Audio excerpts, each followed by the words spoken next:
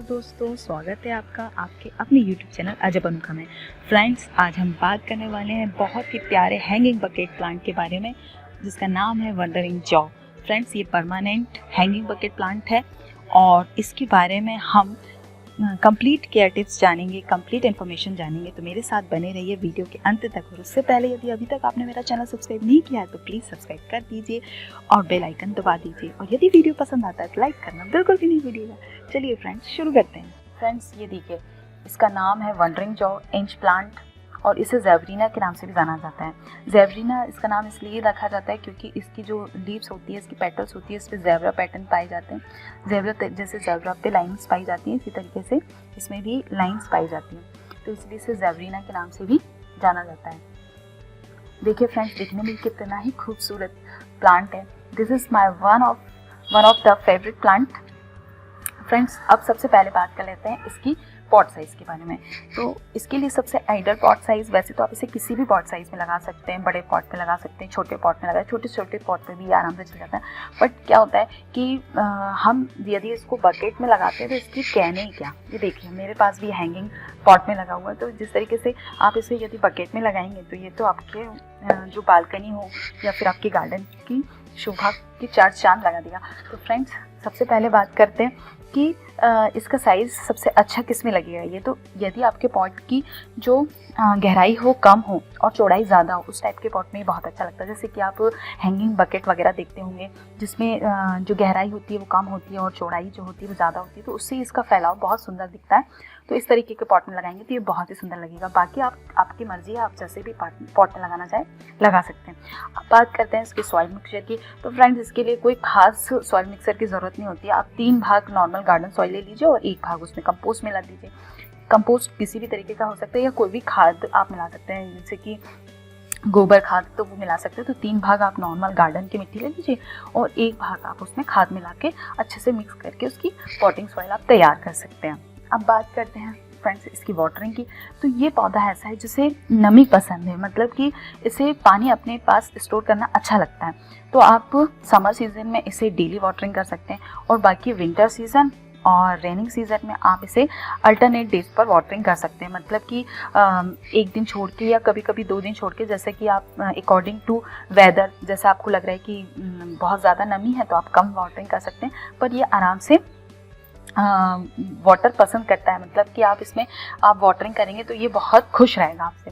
अब वाटरिंग में एक चीज़ का ध्यान रखना कि जैसे कई बार क्या होता है, हम पानी देना है तो हमने इसी तरीके से पानी दे दिया, पूरा लगातार पानी दे दिया, क्योंकि इसमें जो रूट्स होती हैं, ठीक है, और इसके स्टैम्प होते हैं। यदि आप डायरेक्ट ऐसे पानी देंगे तो क्या होगा, पहले 1-2 बार में कुछ नहीं होगा, बट यदि आप लगातार ऐसे ऊपर से ही पानी देते रहेंगे तो ये क्या होगा, स्टैम्प गलने लग जाएंगे और यहाँ पर एक तरीके से जगह जो हो जाएगी, बीच की जगह वो खाली हो जाएगी और यहाँ पर एक खाली टाइप का स्पेस हो जाएगा। तो आपको क्या करना है, यहाँ पर सड़ने लग जाएंगी पत्तियाँ, तो आपको क्या करना है, आप थोड़ा सा इसको इस तरीके से हटा लीजिए। इसके बाद यहाँ पर डायरेक्ट जो उसकी सॉइल है उसमें वाटरिंग कीजिए। आप इस तरीके से आराम से हटा सकते हैं और पाइप के थ्रू पानी दे दीजिए। किसी भी तरीके से यहाँ पर डायरेक्ट आप सॉइल में पानी दीजिए, ना कि प्लांट के ऊपर। तो ये आपको ध्यान रखना वाटरिंग करते समय। अब फ्रेंड्स, बात कर लेते हैं सनलाइट की। ये पौधा ऐसा है जिसको इनडायरेक्ट सनलाइट पसंद है। शेडिंग एरिया में आप इसे बढ़िया से लगा सकते हैं। यदि आपके घर में धूप नहीं आती है तो ये पौधा आपके लिए बेस्ट है। बिगिनर्स के लिए भी पौधा बहुत अच्छा है क्योंकि ये ज़्यादा केयर्स नहीं मांगता है। अब बात करते हैं कि भैया इनडायरेक्ट सनलाइट का मतलब क्या। तो कहने मतलब यदि आपकी बालकनी में या आप जहाँ पर भी इसको लगा रहे हैं वहाँ पर 1-2 घंटे 3 घंटे की धूप आ रही है, सफिशिएंट, मतलब आपको इस तरीके से धूप में आप इसको आराम से रख सकते हैं। और यदि आपके तो बिल्कुल भी धूप नहीं आ रही बट रोशनी रहती है, मतलब ब्राइट लाइट रहती है, तो भी आप इसको आराम से लगा सकते हैं। बट ये अंधेरे जगह पर नहीं चलेगा। मतलब यदि आप सोचें कि टोटली हम इसको इंडोर रख के चला लें तो ऐसा नहीं है, आपको इसको ब्राइट लाइट देनी पड़ेगी। बट इसको डायरेक्ट सनलाइट में नहीं रखना है। डायरेक्ट सनलाइट में आप रखेंगे तो क्या होगा कि इसमें जैसे कि आप देख सकते हैं कलर चेंजिंग प्रॉपर्टी होती है। जैसे कि आप ज़्यादा धूप लगेगी तो ये अभी जो पर्पलिश कलर होने लगा तो ये बहुत ज़्यादा पर्पल कलर हो जाएगा और आपका पौधा धीरे धीरे करके ग्रोथ रोक देगा। तो इसलिए आपको इनडायरेक्ट सनलाइट में लगाना। हाँ, जो आप सर्दियों के सीज़न में, विंटर सीज़न में आप इसे धूप दे सकते हैं। जैसे कि आपने देखा है कि मेरे इधर बालकनी में ये डायरेक्ट सनलाइट में रखा हुआ क्योंकि अभी विंटर सीज़न है, इसलिए मैं इसको डायरेक्ट सनलाइट में रखती हूँ। पर जैसे ही समर सीज़न स्टार्ट होगा मैं इसे नेट के नीचे रख दूँगी या फिर किसी ऐसे एरिया में शिफ्ट कर दूँगी जहाँ पर इसको ब्राइट लाइट मिले, ना कि डायरेक्ट सनलाइट। यदि हम डायरेक्ट सनलाइट देंगे तो इसमें क्या होगा कि तो इसका कलर पूरा तरीके से फेड हो जाएगा। ये जो आप कितना वेरिएंट कलर देख पा रहे हैं इसमें, ग्रीन, पर्पलिश, ये सब एक तरह से उड़ जाएंगे और बहुत ज़्यादा डार्क पर्पल कलर का हो जाएगा। तो इसकी कलर वेरिएंट जो है वो बहुत ज़्यादा देखने को मिलता है यदि आप डायरेक्ट धूप में रख देते हैं।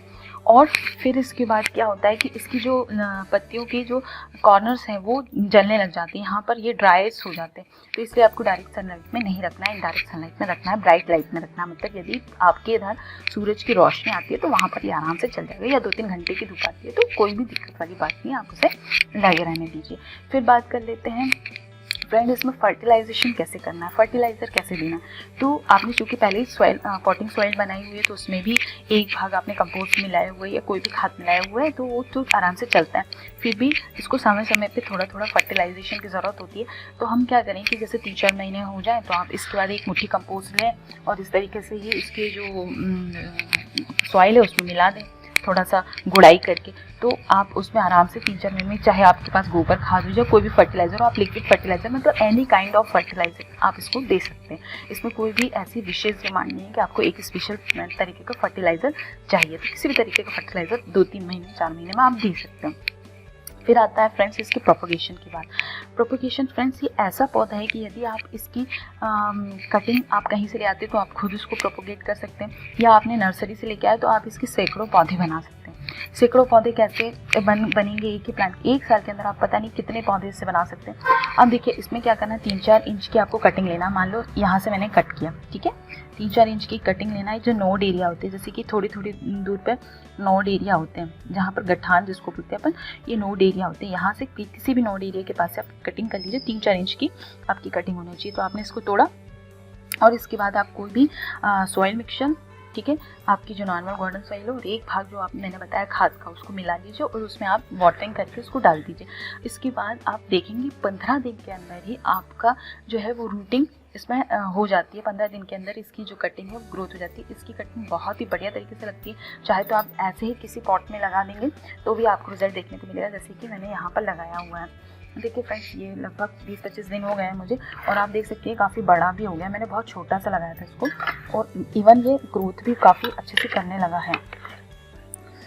और मैं काफ़ी अंदर तक चली गई हूँ, देख सकते हैं। तो ये मैंने नॉर्मल ऐसे ही पॉट में लगा दिया था, और अब आप देखिए कि इसमें एक छोटा सा प्लांट और निकल के आ रहा है। ये देखिए, मतलब ये 20-25 दिन में ही इतना बढ़िया ग्रोथ कर लिया। तो आप देख सकते हैं कि इसकी कटिंग आराम से चल सकती है। बस 3-4 इंच की आपको कटिंग तैयार करना है, और आपको क्या करना है, 3-4 इंच की आपने इसको इस तरीके से कट किया और डायरेक्ट आप सॉइल मिक्सचर में डाल दीजिए, और 3-4 दिन में एक बार उसको स्प्रे बॉटल से स्प्रे कर दीजिए। 15 दिन में आपको इसकी कटिंग रेडी मिलेगी। आप कोई भी गमले में, जिस तरीके से मैंने लगाया इस तरीके से आप कोई भी गमले में डायरेक्ट भी लगा सकते हैं। तो ये इसके प्रोपगेशन की बात है फ्रेंड्स। इसका प्रोपगेशन बहुत ईजी है। अब आप सोचोगे भाई इतना सारा प्लांट बना के हम करेंगे क्या, तो आप अपने घर में अलग अलग जगह पर लगाइए। इंट्रेंस में लगा दीजिए, बालकनी में लगा दीजिए, जहाँ आपकी मर्जी धान लगा दीजिए। और यदि आपके पास ज़्यादा हो रहे हैं तो आप इसको गिफ्ट भी दे सकते हैं। अब बात करते हैं फ्रेंड्स इसकी कॉस्ट की। इसकी कॉस्ट जो है अलग वेरी करती है, अलग अलग नर्सरी के रेट पर ऑनलाइन यदि आप परचेज़ करते हैं, फिर भी ये ज़्यादा कॉस्टली नहीं होता है। ये आपको 30 रुपये से लेकर 100 रुपये के बीच में आराम से मिल जाएगा।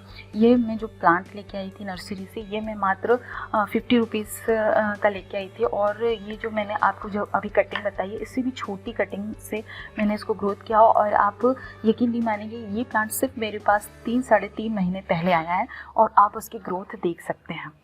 ये देखिए 3 मंथ्स में ही इसकी इतनी बढ़िया ग्रोथ है। और यदि ये जिससे टाइम अकॉर्डिंग टू बढ़ता जाएगा, 1-1.5 साल का हो जाएगा, तो आप सोच सकते हैं कितना नीचे तक जाएगा। तो इसे हैंगिंग बकेट में आप लगाते हैं तो ये बहुत सुंदर लगता है। तो ये इसकी कॉस्ट की बात आती है। अब फ्रेंड्स क्वेश्चन ये आता है कि इसको हम बल्कि कैसे बनाएं। जैसे कि वैसे तो ये काफ़ी हेल्दी, बट यदि हम चाहें कि इसी तरीके से ये और बल्कि बना लें और बुशी हो जाए और घना हो जाए, तो हम क्या करें। तो फ्रेंड्स इसके लिए सबसे अच्छी बात है वही कटिंग।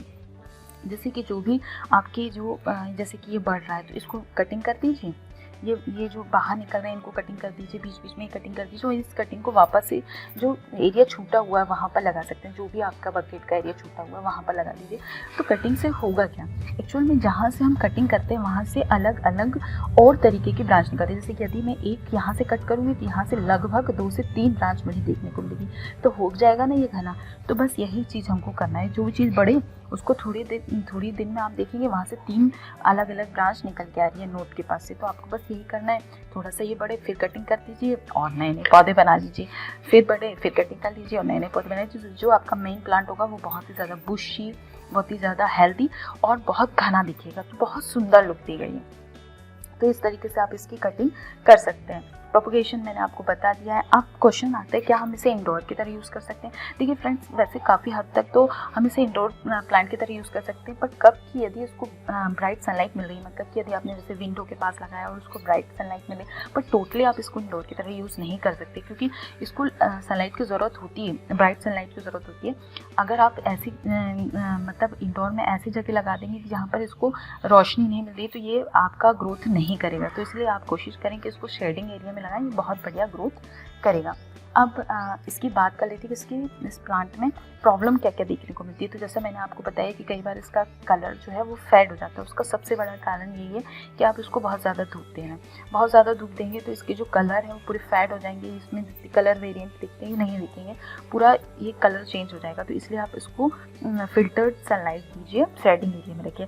दूसरी प्रॉब्लम इसकी ये आती है कि इसकी जो रूट गल रही है, ग्रूट कर रही है, तो ओवर वाटरिंग की वजह से कर रही है, या तो आप इसे बहुत ज़्यादा पानी दे दें। और फिर इसके बाद ही जो इसकी पत्तियां जो जलने लगती है उसका कारण भी यही है कि आप इसको बहुत ज़्यादा तेज़ धूप में रख रहे हैं। वैसे तो बस यही प्रॉब्लम है, और फंगस वगैरह का टिक तो मुश्किल से होता है, बट यदि आपके इसमें जैसे मिनी बग्स का टिक हो गया, कुछ फंगस वगैरह लग गई, तो आप कोई भी फंगिसाइड यूज़ कर सकते हैं। या फिर जो स्प्रे बॉटल होती है, जैसे कि आप इस तरीके की स्प्रे बॉटल होती हैं, तो जैसे कि आधे लीटर की स्प्रे बॉटल है, तो आप इस तरीके से पूरा पानी भर लीजिए, उसमें थोड़ा सा लिक्विड सोप मिला दीजिए या फिर शैम्पू मिला दीजिए और अच्छे तरीके से आप उसको शेक करके इस तरीके से पूरे प्लांट में आप स्प्रे कर देंगे। तो इससे भी मिनी बग्स वगैरह, जहाँ पर भी मिनी बग का अटैक होगा वहाँ पर स्पेशली ऐसे करते जाइए 3-4 दिन में एक बार, तो आपकी मिनी बग्स अपने आप हट जाएंगे। तो आपको इसको ज़्यादा केयर की ज़रूरत नहीं है। फ्रेंड्स, ये ऐसा पौधा है कि यदि आप इसको एक बार लगा लेते हो, सालों साल आपके घर की शोभा बढ़ाता है। और इवन आप उसको इतना ज़्यादा प्रोपोगेट कर सकते हैं, किसी को गिफ्ट कर सकते हैं, अपने घर में भी जगह जगह लगा सकते हैं। मतलब आप एक बार ले आइए तो ये आपके पास हमेशा बना रहेगा। अब इसकी बात करते हैं कि एक जो मेन प्रॉब्लम इसमें देखने को मिलती है वो ये है कि भैया हमने खाद दिया, वाटरिंग का ध्यान रखा, सनलाइट का ध्यान रखा, हमने सारी चीज़ों का ध्यान रखा, फिर भी यदि ये ग्रोथ नहीं कर पा रहा। वैसे तो ये बहुत ईजी टू ग्रो प्लांट है, आपको किसी भी चीज़ की प्रॉब्लम नहीं होगी, लेकिन फिर भी कई बार होता है कि यार ये तो ग्रोथ ही नहीं कर रहा है, हम इसकी प्रॉपर कटिंग कर रहे हैं, प्रॉपर इसको वाटरिंग कर रहे हैं, सब सारी चीज़ें दे रहे हैं, खाद पानी वगैरह सब बढ़िया, लेकिन ग्रोथ नहीं कर रहा, तो हम क्या करें। तो इसका साफ इशारा इस हो रही है कि इसको रिपोर्टिंग की ज़रूरत है।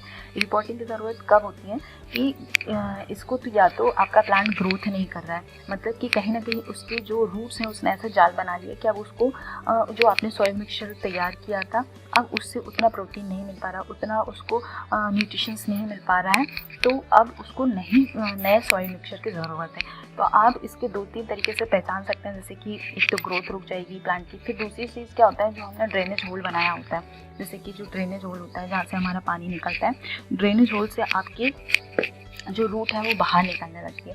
तो आप देख के समझ जाएंगे कि इसकी जो रूट है वो पॉट के बिल्कुल नीचे तक पहुँच चुकी है, बॉटम तक पहुँच गई है, और अब हम इसको नए और बड़े पॉट में शिफ्ट करना चाहिए। तो ये इसका रिपोर्टिंग का एक साइन होता है। इस प्लांट के लिए नहीं, ये सभी प्लांट के लिए एप्लीकेबल है।